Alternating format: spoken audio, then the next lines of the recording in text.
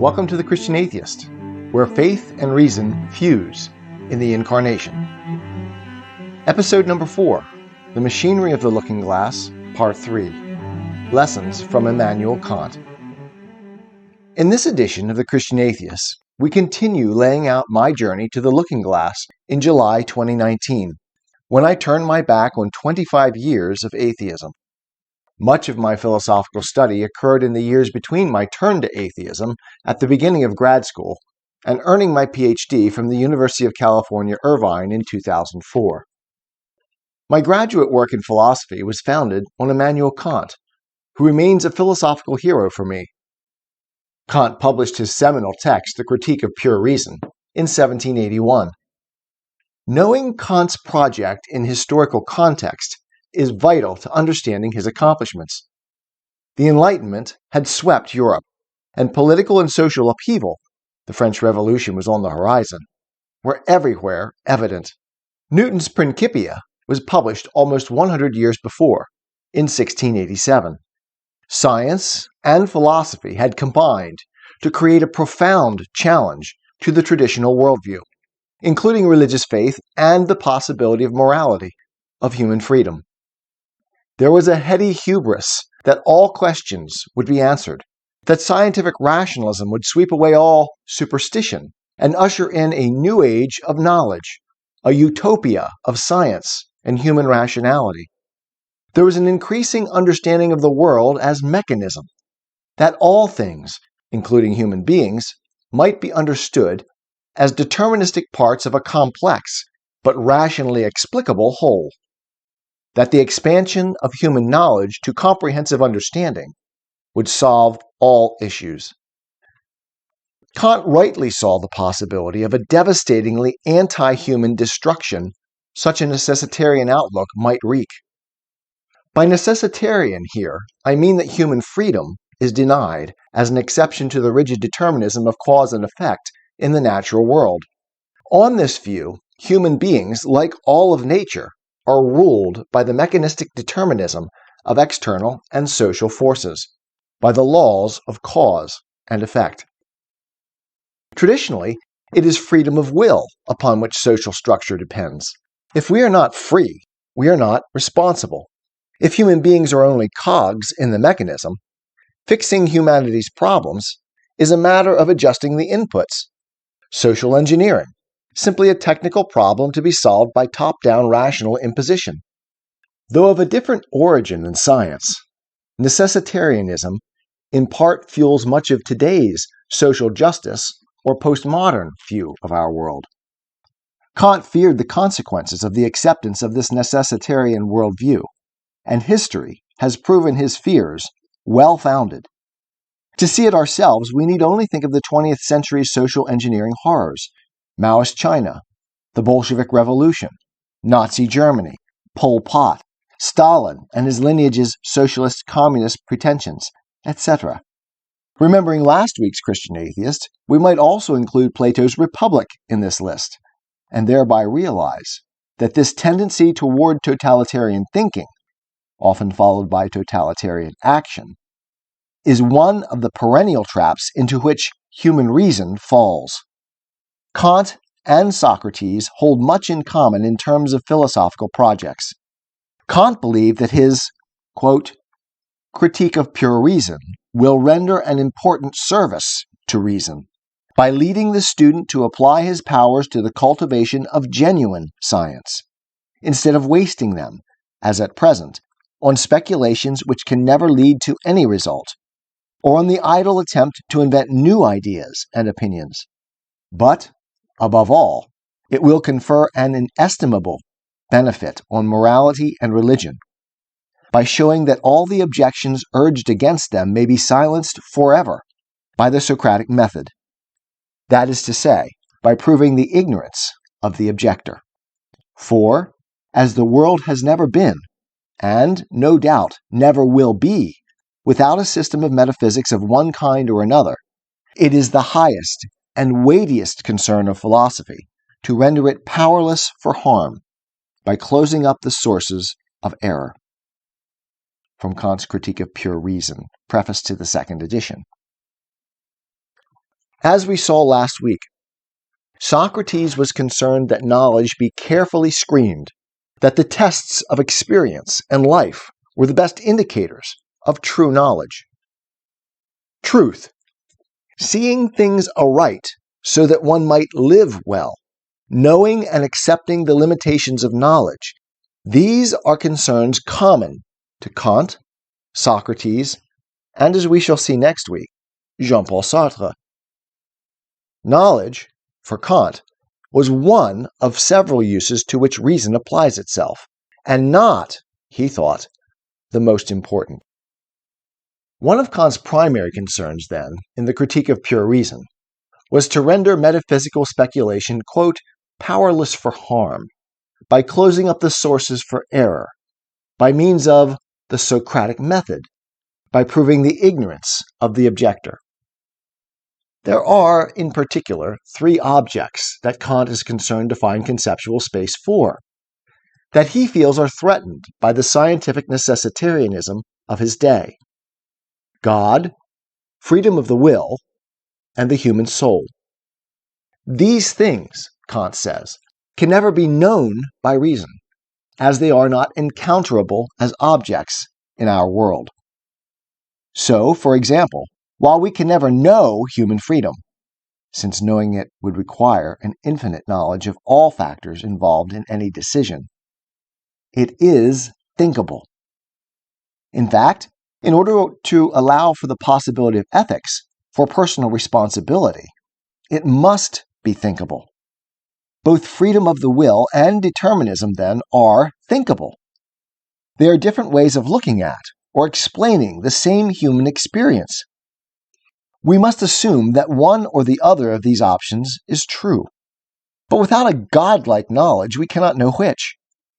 A knowledge of these things, then, transcends our grasp as limited, finite creatures.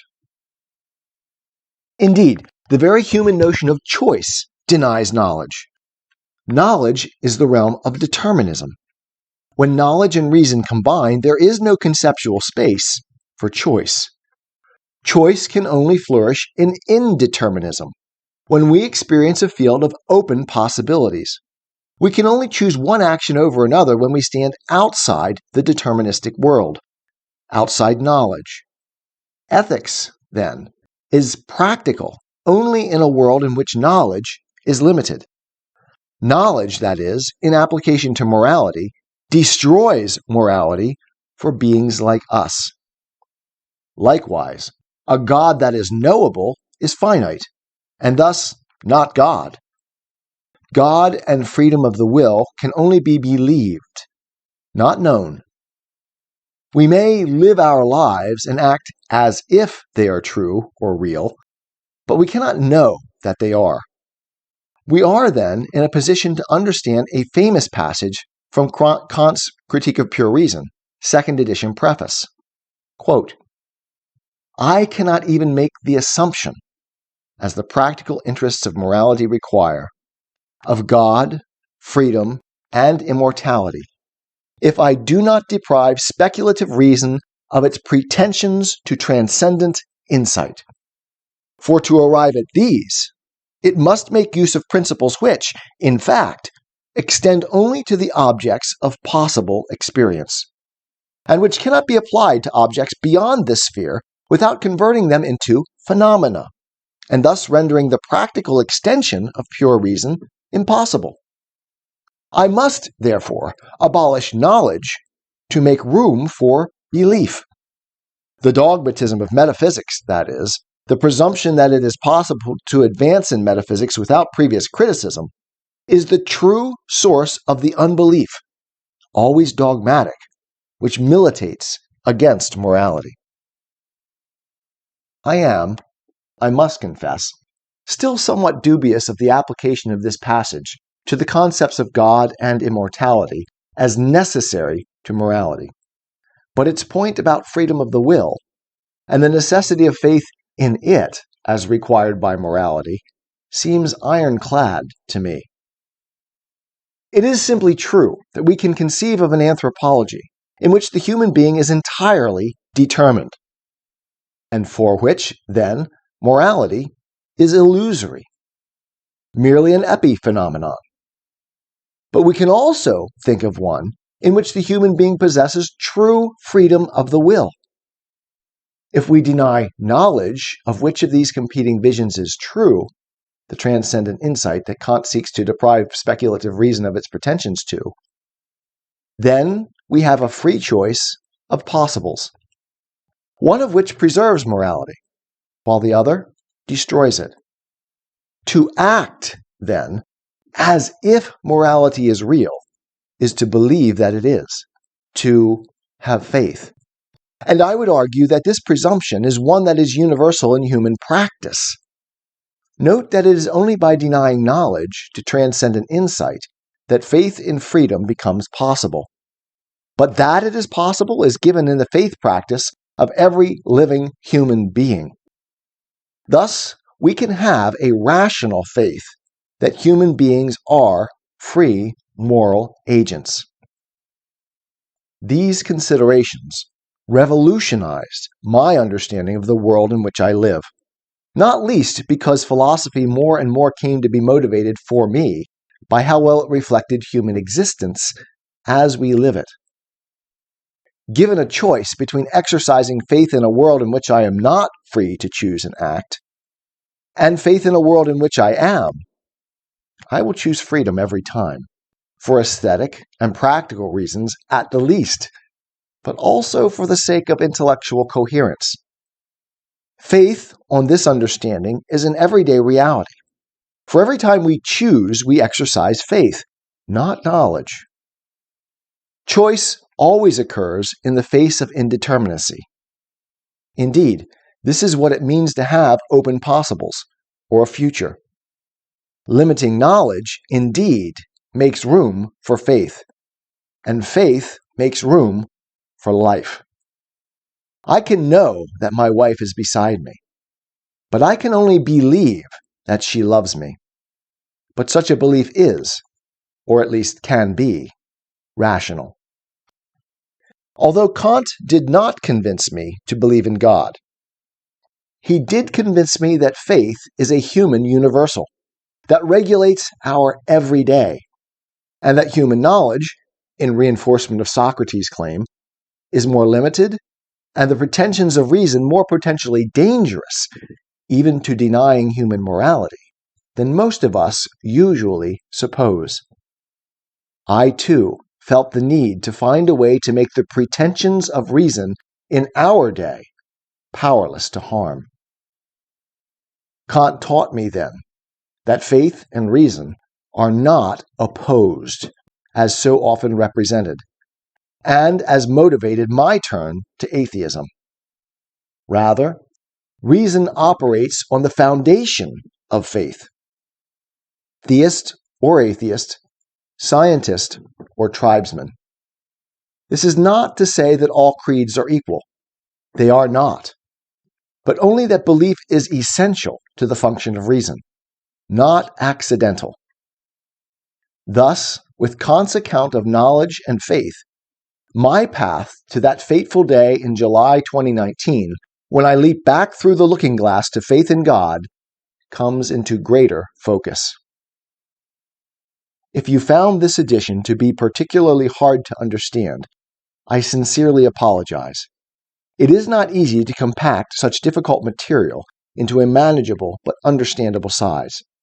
To aid understanding, I have listed 2 websites in the comments on this episode that I think would be of immense help in clarifying this material.